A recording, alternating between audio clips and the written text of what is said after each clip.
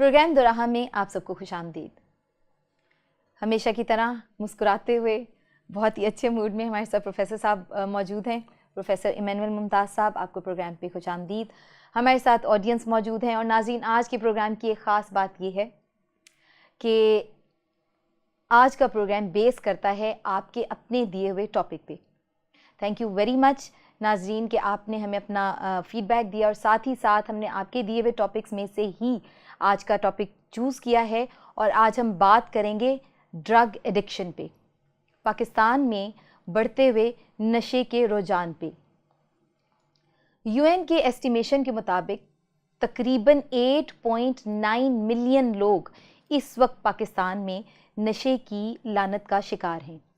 तकरीबन 40,000 लोग हर साल बढ़ रहे हैं। इस तेज़ी के साथ नशा जो है, नशे की आदत जो है वो लोगों में बढ़ रही है। और तकरीबन 700 लोग हर रोज़ ड्रग रिलेटेड कॉम्प्लिकेशंस की वजह से मौत का शिकार हो रहे हैं। आज हम बात करेंगे नशे पे, नशे की लानत पे, और नशा क्या है। और नाज़रीन, चूँकि ये टॉपिक आप लोगों ने दिया है और हमारे साथ मौजूद है हमारी ऑडियंस, तो हम अपने प्रोग्राम का आगाज़ भी करेंगे अपने ऑडियंस से क्वेश्चन लेके। मेरा नाम मरियम रियाज़ है और मैं सेंट जॉन्स ARP चर्च से ताल्लुक़ रखती हूँ। मेरा आज का सवाल ये है कि नशाबाजी क्या होती है और इसकी इब्तिदा कैसे होती है। जो हम तारीख़ के औराक जब उलटना शुरू करें तो हमें पता चलता है कि हज़रत नूह के तूफ़ान के बाद जब हज़रत नूह की सिर्फ फैमिली बच गई, तो फिर कश्ती में से बाहर आने के बाद जब हज़रत नूह ने खेती बाड़ी शुरू की, तो फिर आपने अंगूर के दरख्त लगाए, और उन अंगूरों को जब वो खाने लगे, उनको निचोड़ने लगे, उसका जूस निकालने लगे, उसका रस निकालने लगे, उस रस को पीने से उन पर एक ख़ास गनूदगी तारी हुआ करती थी, और उस गनूदगी का नाम फिर बाद में नशा रखा गया। मज़ीद तफसील इसकी और भी है, लेकिन उसको यहाँ प्रोग्राम के हवाले से हम कोट नहीं कर सकते। लेकिन जो इब्तदाई तौर पर हमें मालूम होता है वो यही है कि वो जो अंगूरों का रस, जिसको बाद में वाइन इंग्लिश में नाम दिया गया, उसको फिर जब पीना शुरू किया तो वो एक नशे की हालत तारी होती थी। तारीख़ में हम ये भी पढ़ते हैं कि पुराना नाम जो मेसोपोटामिया था, जो मौजूदा इराक़ का मुल्क है, वहाँ के लोगों ने भी इसी तरह अंगूरों के रस के साथ ज़्यादा उसको पीने में, नशे की हालत में आना शुरू हुआ था। यूनान की जो तारीख़ है, जो उसकी हम हिस्ट्री पढ़ते हैं, तो वो उनका एक देवता का नाम था जिसका नाम था डायोनिसस। ये एक देवता का नाम था, ये उनकी माइथोलॉजी है। और वो कहते हैं कि नशे जो शुरू किया वो इस देवता ने शुरू किया था। इंसान अपनी खुराक के लिए जो भी चीज़ें खाता है वो उसको एक तरह से नॉर्मल हालत में रखती हैं, और उसके जिस्म के बढ़ने में वो जो ग़िज़ा है उसकी हेल्प करती है। जो कुदरती अशिया जो इंसान की खुराक बनती है और जो उसके जिस्म और दिमाग के बढ़ने में उसकी हेल्प करती हैं, ऐसे ही कुछ चीज़ें कुदरती तौर पर बज़ाते खुद उग पड़ी, और इंसान ने जब उनको भी खाना शुरू किया तो वो उन पर एक ख़ास किस्म की कैफियत तारी हो जाती थी, और गोया कि वो नशे की हालत में हो जाती। भंग का दरख्त या पौधा कोई बोता नहीं है, वो खुद ब खुद ही उगाता है। और आप हमारे दोआबा रचना के एरिया में जाएं, अब ये वो टर्म मैंने इस्तेमाल किया जो हमारे यहाँ ही इस्तेमाल होती है, दो दरियाओं के बीच में उसे रचना कहते हैं। रावी और चनाब का जो बीच वाला इलाका है, क्योंकि उसमें दरियाए रावी है, दरियाए चनाब है, दरियाए झेलम है, तो यहाँ चूँकि पानी बहुत है, तो इस एरिया में भंग बजाते खुद इतनी उगती है कि बाज़ औक़ात गवर्नमेंट को उसे खुद जलाना पड़ता है, कि चूँकि ये बहुत तादाद में हो गई, लोग उसको खुद ही काट के अपने साथ अपने सामान में डाल के ले आते हैं, कराची तक आ जाती है, और फिर उसको मिक्स करके और उसका फिर जूस बनाते हैं और भंग के तौर पर उसको इस्तेमाल करते हैं। तो जब कुदरती तौर पर और जड़ी बूटियाँ हो गईं और इंसान ने अपनी खुराक के अलावा उन चीज़ों को भी इस्तेमाल करना शुरू किया, तो वो उस पर एक जो ख़ास कैफियत तारी हो जाती थी ना, اس میں وہ کچھ لذت محسوس کرتا تھا، اس میں کچھ وہ راحت محسوس کرتا تھا، تو وہ گویا کہ پھر بعض ازاں لوگوں نے اس کو ریگولر بیس پہ لینا شروع کر دیا، اور یوں پھر نشہ ایک طرح سے نشے کی ابتدا ہو گئی، اور پھر بعد ازاں کئی اور چیزیں اسی میں سے باقاعدہ بونا شروع کر دیا لوگوں نے، اس کی کھیتی باڑی شروع کرنا کر دی۔ افغانستان کے کچھ علاقوں میں، پشاور کے اوپر والے پہاڑی علاقوں میں کھیتی باڑی افیون کی، اوپیم ہم جسے کہتے ہیں، افیون کی باقاعدہ کھیتی باڑی کی جاتی ہے، اور امریکی حکومت نے اور ہماری مقامی پاکستانی گورنمنٹ نے ان لوگوں کو بہت ساری سجیشن دی، بہت سارے پیسہ دینے کی کوشش کی ہے کہ جی آپ یہ نہ کریں، کوئی اور کاروبار شروع کر لیں، لیکن لوگ باز نہیں آئے۔ وہ آج بھی اس کو کھیتی باڑی کے طور پر، فصل کے طور پر افیون کو بوتے ہیں، اور پھر اس افیون میں سے پھر بعد میں ہیروئن کیمیکلز ملا کے تیار ہوتی ہے، ہیرو تیار ہوتا ہے، اور اس کی اور کئی قسمیں ہیں جو صرف اس ایک فصل کی وجہ سے، جو کہ وہاں کے مقامی لوگ کہتے ہیں جی ہم تو فصل بوتے ہیں، تو وہاں سے پھر یہ شروع ہوئے، اور اب پوری دنیا میں اس قدر اس افیون نے ایک قہر مچا رکھا ہے کہ دنیا کی ہر گورنمنٹ محتاط ہو گئی ہے کہ کسی طرح ہم اپنی اولاد کو اس سے بچا سکیں۔ بہت وضاحت کی آپ نے، تھینک یو ویری مچ۔ میں بہت زیادہ دکھی ہو رہی تھی جب میں نے یہ کافی ساری ریسرچ پڑھی، فیکٹس پڑھے، اور جب میں نے یہ پڑھا کہ 700 لوگ ایک دن میں ڈرگ کی مختلف اقسام اور کمپلیکیشنز کی وجہ سے موت کے منہ میں چلے جاتے ہیں۔ اس سے پہلے میرا خیال یہ تھا کہ شاید جب کوئی بڑا ڈپریشن میں ہوتا ہے، یا کوئی بہت دکھی ہوتا ہے، یا کوئی سانحہ گزرا، یا مطلب وہ خوش نہ ہوگا، تو شاید اس وقت وہ نشے کی عادت میں یا حالت میں، یا اس کو عادت پڑتی ہے کسی غلط چیز کی جو آپ کی باڈی کے لیے صحیح نہیں ہے، جو آپ کے آس پاس کے لوگوں کے لیے ٹھیک نہیں ہے، کیونکہ نشے کی حالت میں آپ بہت سی چیزیں ایسے کرتی ہیں جو شاید نامناسب ہوتی ہیں، یا شاید آپ خود ہی ہوش میں نہیں ہیں اور آپ بول جاتے ہیں یا کر گزرتے ہیں، اور بعد میں آپ کو سمجھ میں آتی ہے کہ آپ نے کیا کیا۔ فزیکلی بھی، میڈیکلی بھی آپ کے لیے یہ سب برا ہے۔ نشے کو ہم لعنت کہتے ہیں، نشے کی لعنت ہے۔ ابھی اسی ریسرچ میں پڑھ رہی تھی انفارچونیٹلی، اور ناظرین بہت دکھ کے ساتھ میں آپ کے ساتھ یہ شیئر کرنے جا رہی ہوں کہ اس سے پہلے میرا یہ خیال ضرور تھا کہ شاید کسی وجہ سے ہوتا ہے، لیکن انفارچونیٹلی ابھی جو لیٹسٹ سروے ہوا ہے اسکولز کا، کالجز کا، ایجوکیشنل انسٹیٹیوشنز کا، اس سے یہ پتہ چلتا ہے کہ ایک ہیوج نمبر آف اسٹوڈنٹس وہ انوالوڈ ہیں ڈرگ ایڈکشن میں، ڈرگس کو یوز کرنے میں، اور جتنے اسپیشلی زیادہ ماڈرن ہیں ان کے فرق یوزز آف ڈرگز ہیں، کس میں فرق ہے، اور مہنگا نشہ کر رہے ہیں، اور جو تھوڑے بلو دا لائن ہیں ان کے بھی نشے کی وائڈ رینج ہے، اور وہ اپنی کیپیسٹی میں اپنا خطرناک طریقے کا وہ نشہ استعمال کر رہے ہیں۔ مجھے بہت پرسنلی اس بات پہ دکھ ہوا، کیونکہ میں نے اس سے یہ دیکھا ہے کہ یوتھ بہت زیادہ انوالو ہے نشے میں۔ ہمارے بچے، ہماری جو فیوچر جنریشن ہے، جو ہمارے قوم کے معمار ہیں، جو ہمارے کلیسیا کے معمار ہیں، جن پہ ہمارا فیوچر ڈیپینڈ کرتا ہے، اس میں سے تقریباً 78% آلریڈی ایڈکٹیڈ ہیں فرق قسم کی ڈرگس کی۔ تو اس پہ آپ کوئی وضاحت کریں گے، کوئی روشنی ڈالیں گے کہ یہ کیا ہے، کیوں اسپیشلی یوتھ ہی انوالو ہے، اور کیا صرف واقعی یوتھ ہی زیادہ انوالو ہے؟ نشہ شروع کرنے کی کئی وجوہات ہیں، ان میں سے ایک دو کو تو آپ نے بھی پوائنٹ آؤٹ کر دیا کہ جب انسان بہت ڈپریشن کی حالت میں ہوتا ہے تو انسان اس کو فیس نہیں کر سکتا، مینٹلی فزیکلی اس سے نکلنا چاہتا ہے، اس صورتحال سے بھاگنا چاہتا ہے، نکلنا چاہتا ہے، تو کسی ایسی چیز کا سہارا ڈھونڈتا ہے جو اس کو اس ڈپریشن سے نکالے۔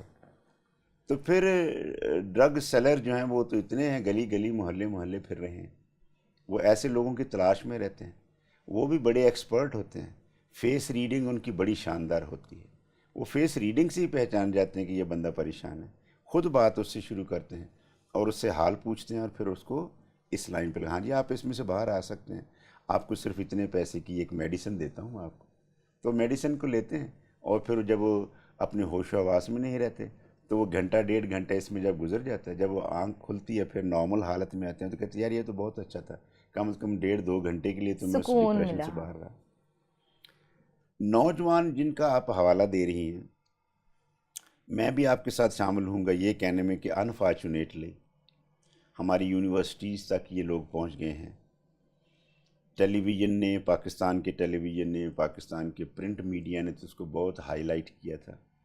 اسلام آباد کی قائد اعظم یونیورسٹی کی باقاعدہ انہوں نے ویڈیوز دکھائیں، ٹی وی پہ دکھائیں کہ کس طرح نوجوانوں تک لوگ پہنچتے تھے. 1-2 پروفیسر پکڑے گئے، جی ان کا بھی نام انہوں نے دیا، ان کی تصویریں دی کہ یہ لوگ بھی اس میں انوالو ہیں.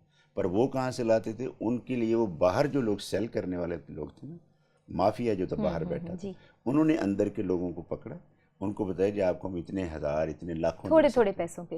آپ اتنا کریں. تو وہ بھی اس میں ہو گئے.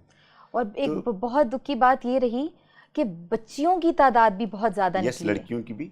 اور اس میں شروع کرنے والے ایکچولی جو یہ ہے نا بڑے لوگ جن کے پاس پیسہ بے انتہا ہے، وہاں سے ایکچولی اس کی ابتدا ہوتی ہے. غریب غربا تو بعد میں شامل ہوتے ہیں، پر ابتدا وہاں سے ہوتی ہے کیونکہ ان کے پاس پیسہ بہت ہوتا ہے، ان کو لینے میں خریدنے میں کوئی اتنی پرابلم زیادہ نہیں ہوتی ہے. اور وہ پھر چونکہ مینٹلی بھی بڑے اوپن ہوئے، ضرورت سے زیادہ ہی اوپن ہوئے ہوتے ہیں، تو ان کو یہ چیز سمجھنے میں بھی زیادہ دقت نہیں ہوتی، ان کو سمجھانا بھی آسان ہو جاتا ہے. جب یونیورسٹی لیول تک پہنچ جائے یہ بات، تو پھر تو میرا خیال ہے کہ صرف گورنمنٹ کو ہی نہیں، پھر تو عوام کو بھی، ماں باپ کو بھی ایک طرح سے اٹھ کھڑے ہونا چاہیے. ان کی آنکھیں کان کھول جانے چاہیے کہ میرا بیٹا وہاں پڑھتا ہے، میری بیٹی وہاں پڑھتی ہے. یہ کس صورتحال سے ہمارے جو ہمارا مستقبل ہیں، جن پہ ہماری امیدیں لگی ہوئی ہیں، تو اس پہ سنجیدگی سے اس کو پوچھنا، گھر آئے واپس آئیں تو ان کو پوچھنا بالکل بہت ضروری ہے. اس کو سیریسلی لینے کی ضرورت ہے. یہ جس بھی ناظرین میں سے جس نے بھی یہ سوال ہمیں بھیجا ہے، یہ ٹاپک بھیجا ہے، میں کہتا ہوں کہ وہ اچھی بات ہے کہ اس نے بھیجا ہے. ہمیں بھی اس کو سنجیدگی سے لینا چاہیے، اور جو ناظرین ہیں وہ بھی اس کو سنجیدگی سے لیں. اس کو صرف پروگرام کی خاطر دیکھتے نہ رہیں، اس کو بالکل عملی شکل میں لائیں گے تو پھر ہم پاکستانی جو اپنی یوتھ ہے ان کو بچا سکیں. یوتھ کیوں شکار ہوتی ہے؟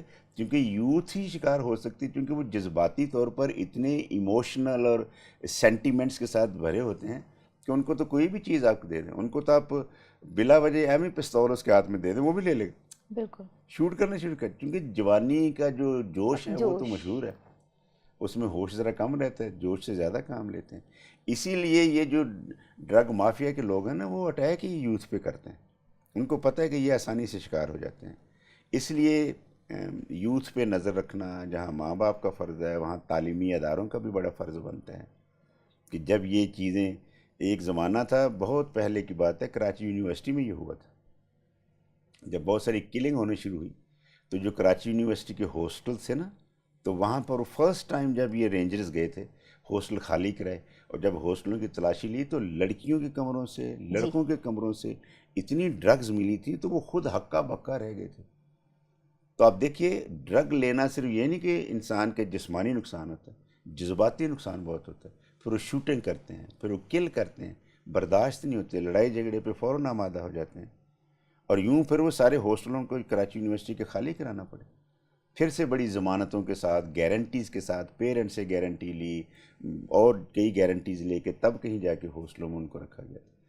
تو یہ بڑی سوچ بچار کی بات ہے، ہمارے لیے بھی بڑے چیلنج کی بات ہے کہ ہم اس کو بطور چیلنج ایکسیپٹ کریں، اور اس پہ جتنے اور مزید پروگرام بھی ہو سکتے کرنے چاہیے، کیونکہ اس پہ بہت واضح تعلیم دینے کی ضرورت ہے. بالکل صحیح کہہ رہے ہیں، کیونکہ دیکھیں میرا خیال ہے سب سے زیادہ اس پہ اویئرنیس ہونی چاہیے.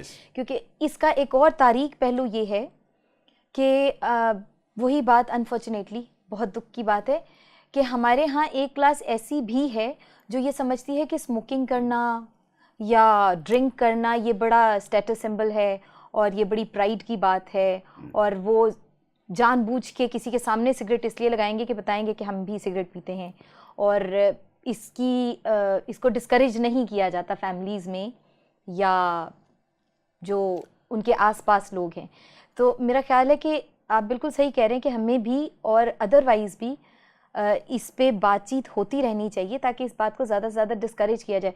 اس کے جتنے زیادہ خطرناک اثرات نہ صرف اس انسان پہ، اس کے آس پاس کے لوگوں پہ، سوسائٹی پہ، اس کے جو نیگیٹو اثرات ہوتے ہیں ان کے بارے میں بھی بات ضرور ہونی چاہیے. میری آپ کی باتیں چلتی رہیں گی، ناظرین اس وقت موقع ہے کہ ہم آڈینس سے ایک اور سوال لیں. میرا نام کاشف ہے. میرا تعلق ARP چرچ سے ہے. میرا کویشچن یہ ہے کہ نشہ باز کی مذہبی حیثیت کیا ہے اور مذہب نشہ باز کو کس نظر سے دیکھتا ہے؟ جہاں ہم معاشرتی طور پر اس کے نقصان دیکھتے ہیں اور اس نشہ کرنے والے شخص کا جو معاشرتی رتبہ ہے وہ بالکل ہی گر جاتا ہے، ایون کہ وہ اپنے ماں باپ کی نظروں میں گر جاتا ہے، معاشرے کے ساتھ جو اس کے یار دوست ہیں وہ ساتھ چھوڑ جاتے ہیں، عزیز رشتہ دار اس کے ساتھ بیٹھنا پسند نہیں کرتے، تو مذہبی طور پر تو اور بہت ہی ڈیلیکیٹ قسم کی صورتحال پیدا ہو جاتی ہے. خدا تو ایک پاک خدا ہے، اس کی نظریں اتنی پاک ہیں کہ وہ بدی کو گوارہ ہی نہیں کرتی ہیں، دیکھ ہی نہیں سکتی ہیں.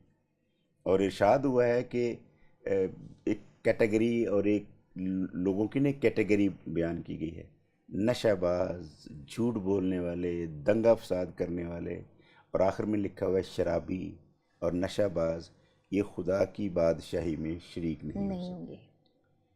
اس سے بڑا نقصان تو کوئی اور ہے ہی نہیں. زمین پر جتنے مرضی نقصان سہ لے، لیکن انسان خدا کی بادشاہی کے لیے بھی ریجیکٹڈ ہو جائے اور وہ بھی اس لائق نہ ٹھہرے کہ وہ خدا کی پاک بارگاہ میں داخل ہو سکے گا، تو اس سے بڑا لاس کیا ہو سکتا ہے؟ اس کا مطلب یہ ہے کہ وہ اس ابدی آگ میں جلتا رہے گا، جہنم کی آگ کی طرف وہ جائے گا اور وہ وہاں جلتا رہے گا. اس کا نقصان، اس کا تو کوئی ازالہ ہی نہیں. زمین پر تو پھر بھی ازالہ ہو سکتا ہے، ادارے کھلے ہوئے ہیں کہ چلو وہاں بھیج دیں تو پھر وہ ڈرگ ایڈکشن چھوڑ دے گا، ٹھیک ہو جائے گا، بہتر ہو جائے گا. لیکن اگر ایسی حالت میں اس کا انتقال ہو جائے تو پھر تو اس کے لیے کوئی سدھرنے کی، سنورنے کی جگہ ہی نہیں رہی، موقع ہی نہیں رہا. پھر تو وہ سیدھا جہنمی ہے.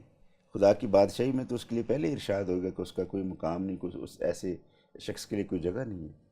تو مذہبی طور پر تو بہت بڑا لاس ہے. اپنے ہوش و حواس کھو بیٹھتا ہے. چرچ وہ نہیں جاتا، مسجد وہ نہیں جاتا، مندر وہ نہیں جاتا، کیونکہ اس کو پھر پسند نہیں آتا، اس کو اچھا نہیں لگتا کہ وہ ایسی جگہوں پہ جائے، اس کا مائنڈ خود ہی ریڈی نہیں ہوتا. نشہ کرنے والوں کی یہ بھی ایک علامت ہے کہ وہ بدبو والے کپڑے پسند کرتا ہے. اس کو سمیل آتی رہنی چاہیے، وہ اچھی ہو یا بری ہو. یہ نشے کی ایک پہچان ہے، نشہ کرنے والے کی ایک پہچان ہے. وہ نہانا پسند نہیں کرتا، نہاتا نہیں. کپڑے جیسے بھی ہیں گندے مندے انہیں ہی پہن لیتا ہے، کیونکہ اس میں سے نکلنے والی سمیل اس کو اچھی لگتی ہے. عام انسان، نارمل شخص کو تو وہ بری لگتی. وہ چاہتا ہے کہ نہائے، وہ چاہتا ہے کہ کپڑے دھوئے اور کپڑوں میں سے کسی قسم کی سمیل نہ آئے. لیکن نشہ کرنے والے کی ایک علامت ہے، ایک سائن ہے کہ وہ ایسے کپڑے پسند کرتا ہے.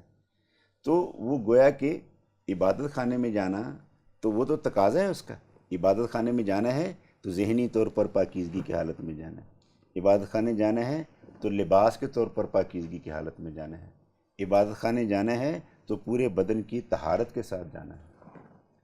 تب کہیں جا کے عبادت کا مزہ ہوتا ہے، تب کہیں جا کے مذہبی طور پر اس کی جگہ بنتی. اور تیسرا اور زمین پر آخری نقصان یہ ہوتا ہے کہ وہ جب چلا بھی جائے عبادت خانے میں تو پھر لوگ اس کو ایکسیپٹ ہی نہیں کرتے. چرچ لیڈرشپ، مسجد کی لیڈرشپ اس کو اس بات کی اجازت نہیں دیتے. وہ خود کہتے ہیں کہ جائیے پلیز آپ گھر جائیں، آپ اس حالت میں نہیں ہیں کہ آپ عبادت خانے میں شریک ہو سکیں. تو گویا کہ مذہبی طور پر تو وہ پھر کہیں کا بھی نہیں رہتا، نہ خدا کی نظر میں مقبول ٹھہرتا ہے، نہ انسان کی نظر میں مقبول ٹھہرتا ہے. تو اس کا کیا سٹیٹس رہ گیا؟ نہ یہاں مقبول ہے نہ وہاں مقبول ہوگا. تو اس لیے اس لعنت سے بچنا ہی ضروری ہے. اور کسی بھی شخص کے اس حالت سے نکلنے میں جو میں کردار ادا کر سکتا ہوں مجھے کرنا چاہیے، جو ٹی وی کردار ادا کر سکتا ہے وہ ٹی وی کو کرنا چاہیے، جو پیرنٹس کر سکتے ہیں پیرنٹس کریں، جو بزرگ کر سکتے ہیں بزرگ کریں. کیونکہ ایک ایک انسان کی قیمت جو ہے وہ خدا کے حضور اس کی نظر میں گراں قدر ہے، ویری مچ ویلیویبل. ہر انسان خدا کی نظر میں گراں قدر ہے. گراں قدر یعنی اتنا قیمتی کہ جس کی قیمت نہیں دی جا سکتی، اسے کہتے ہیں گراں قدر. انسان کی ویلیو خدا کی نظر میں بہت زیادہ ہے، تو پسند کر. خدا نے انبیاء کیوں بھیجے تھے؟ اس لیے بھیجے تھے تاکہ انسان کو سدھارنے میں، سکھانے میں، اچھا انسان بنانے میں ان کی مدد کریں. تو خدا تو خود بندوبست کرتا رہا ہے تاریخ میں. ہم پڑھتے ہیں وہ تو خود بندوبست کرتے رہے کہ انسان صحیح راستے پہ رہے, سیدھے راستے پہ. نشے کی خرابی یہ ہے کہ وہ بالکل اس کو ٹریک سے اتار دیتا ہے, نہ وہ پھر گھر کا رہتا ہے, نہ گھاٹ کا رہتا ہے, نہ ادھر کا رہا نہ ادھر کا رہا. بالکل صحیح کہا پروفیسر صاحب آپ نے کہ نہ پھر وہ گھر کا رہتا ہے نہ گھاٹ کا رہتا ہے. پھر دل دکھی ہو رہا ہے, پھر دل بھر رہا ہے, اور ہم سب کو آنکھیں کھلی رکھنی چاہیے اس ساری بات پہ, اپنے آس پاس, اپنے فیملی میں, اپنے بچوں پہ, عزیزوں پہ, سب کا خیال رکھنا چاہیے. پروفیسر صاحب یہ آڈینس ہی کی طرف سے کویشچن آیا ہے, یہ انہی کا دیا ہوا سوال ہے کہ وہ کون سے سمٹمز ہوتے ہیں یا وہ کون سی ایسی باتیں ہیں جن کے بارے میں ہمیں الرٹ رہنا چاہیے یا جن کے بارے میں ہمیں خیال رکھنا چاہیے, جس سے ہمیں یہ اندازہ ہو کہ ہمارا بچہ یا بچی یا ہمارے آس پڑوس میں یہ جو لوگ ہیں یہ خدا نخواستہ یہ نشے کی لعنت میں مبتلا ہو گئے ہیں یا اس طرف کو بڑھ رہے ہیں. کوئی ایسے سمٹمز ہوتے ہیں جس سے ہمیں یہ آئیڈیا ہو سکے یا گیس کر سکیں ہم لوگ, یا ہم اس کو روک سکیں اور ہم وہیں پہ کوئی بھی جو بھی پریکاشنز لی جا سکتی ہیں یا جو کنٹرول کیا جا سکتا ہے وہ کس طرح کر سکتے ہیں؟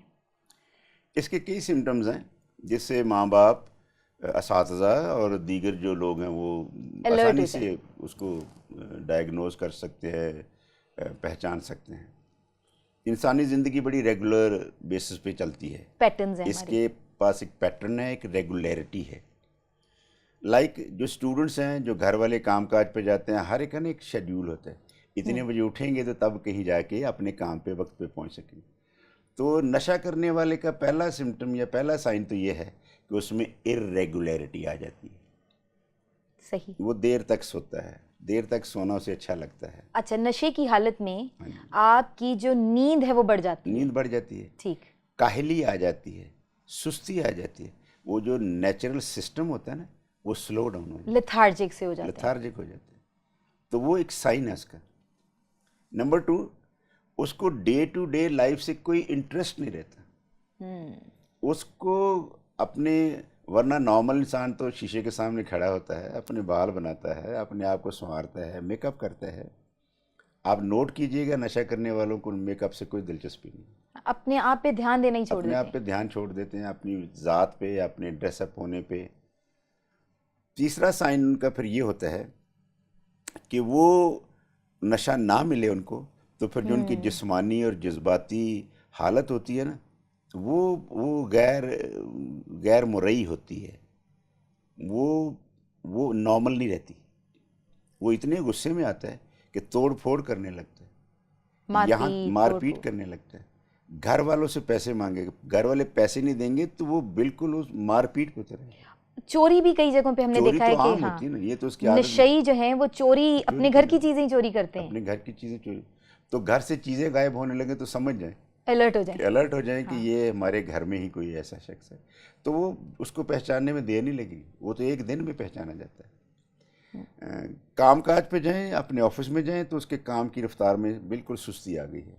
جو کام وہ ایک دن میں پورے کرتا تھا اب نشے میں آ گیا تو وہ کام اتنے پورے نہیں کر سکتا جتنا کام وہ ڈیلی کرتا تھا. یہ اس میں فرق آ گیا.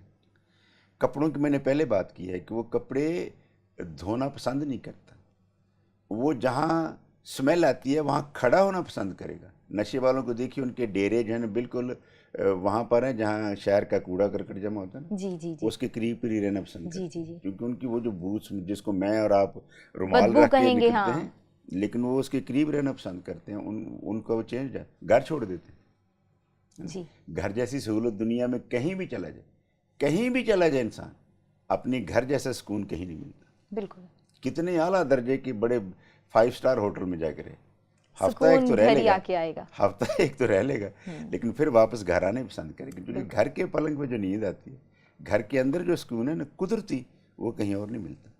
لیکن نشے باز گھر میں رہنا پھر پسند نہیں کرتے, ان کو اپنی محفل, اپنے جیسے دوستوں کی محفل اچھی لگتی ہے. تو یہ وہ سائنز ہیں جو پھر اس بات کی نشاندہی کرتے ہیں کہ اب یہ لڑکا یا لڑکی نشہ بازی کی لعنت کا شکار ہو گیا. بالکل, اور بہت کام کی باتیں بتائیں. ناظرین, میرا خیال ہے کہ مجھے یہ انسٹرکشن آپ کو پروفیسر صاحب سے یہ کویشچن دینے سے پہلے کرنی چاہیے تھی کہ آپ اپنی نوٹ بک لے کے بیٹھیں, اور یہ پوائنٹس کو لکھیں، لیکن آپ پروگرام کے ریپیٹ میں ضرور یہ باتیں دوبارہ سے دیکھیں اور ان کو نوٹ ڈاؤن کریں تاکہ یہ آپ کے پاس محفوظ ہوں اور آپ ان کا خیال رکھیں، کیونکہ یہ جتنی تیزی سے ہمارے معاشرے میں پھیل رہا ہے، جتنی تیزی سے ہمارے آس پڑوس ہم دیکھ رہے ہیں، بچوں میں اپنے بہت قریب دیکھ رہے ہیں. ہم نے ریسرچ کو شیئر کیا کہ کس طرح 700 لوگ جو ہیں وہ روزانہ کسی نہ کسی نشے کی ریلیٹڈ وجہ سے موت کا شکار ہو رہے ہیں، کس طرح 40,000 ایوری ایئر ڈرگ یوزرز جو ہیں وہ پاکستان میں بڑھ رہے ہیں. تو پلیز یہ پروگرام ہم نے آپ ہی کے لیے کیا ہے اور اس لیے کیا ہے کہ ہم اپنا شیئر ضرور کر سکیں اس اویئرنیس کو پھیلانے کے لیے اور اس کو روکنے کے لیے. تو اس کو نوٹ ڈاؤن ضرور کیجیے گا اور ضرور نظر رکھیں اپنے آس پاس. اگر آپ کو کہیں پہ بھی کچھ ایسا لگتا ہے تو آپ اس کے بارے میں ضرور کچھ کریں. سر ایک آخری سوال ہم آڈینس سے لے لیں. بڑی خوشی ہوگی, پوچھیے. ناظرین آڈینس سے ہم ایک کوشچن لیں گے. اور کیا محبت کا بھی نشہ ہوتا ہے؟ اور جب انسان محبت میں ناکام ہوتا ہے تو وہ کس نشے کی طرف مائل ہوتا ہے؟ محبت تو ایک نیچرل ٹینڈنسی ہے, فطرت اس کی خود نمونہ فراہم کرتی ہے. خدا خود محبت ہے اور اس کی محبت کو تو ہم مذہبی نقطہ نظر سے دیکھیں تو وہ تو سلیب تک لے جاتا ہے. اس کی محبت کی کیا بات ہے, کیا حد ہم اس کی مقرر کر سکتے ہیں. سب سے بڑی بات تو یہ ہے کہ خدا خود انسان سے بڑا پیار کرتا ہے اور پھر خدا توقع کرتا ہے کہ انسان میرا جس کو میں بڑی اپنی شبیہ پر بنایا, اپنے جیسا بنایا, اس سے پیار کرتا ہے, تو وہ ہم سے بھی اسی پیار کی, اسی محبت کی توقع کرتا ہے. تو چونکہ خدا نے ہمارے اندر پیار محبت کی اسپرٹ رکھی ہے تو یہ قدرتی ہے, یہ بری چیز نہیں ہے, یہ قدرتی ہے. اگر انسان کے اندر محبت نہ ہو تو یہ دنیا ہی بڑی خالی لگے. ٹھیک ہے. خدا نے اس جذبے کو پیدا کر کے پھر اس کے اندر جو دوسری چیزیں ایڈ کر دیں کہ عورت اور مرد کو ایک بنا دیا, میاں بیوی بنا دیا, پھر خاندان بنے, پھر آگے دنیا بنی.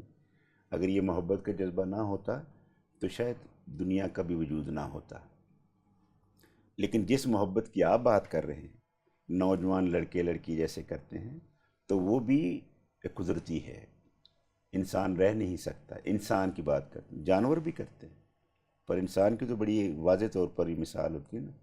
تو اب اس کی بھی قیود و حدود ہیں, اس کی لمیٹیشنز ہے. اس کی بھی ہر چیز قید میں, قیود میں اچھی لگتی ہے. کسی بھی جگہ آپ کو اپنے کسی بھی پیارے کی روٹین میں یا اس کی کسی بھی عادت میں ارریگولیرٹی دکھتی ہے تو اس کو ضرور آپ غور کریں, آپ الرٹ رہیں, آپ کوشش کریں کہ آپ کے اپنے پیاروں میں سے کوئی بھی ایسا نہ ہو جو اس لعنت کا شکار ہو. خیال رکھیں اپنا, آپ بہت اپنے پیاروں کا بہت خیال رکھیں. اسکرین پہ اس وقت آپ کو ہمارا ایڈریس, ہمارے کانٹیکٹ نمبرز دکھ رہے ہوں گے. ضرور ہم سے رابطے میں رہیں, ضرور اپنے ٹاپکس ہمیں سینڈ کریں, ضرور اپنے سوالات ہم سے شیئر کریں. ملیں گے آپ سے اگلے پروگرام میں, پروگرام دوراہا میں.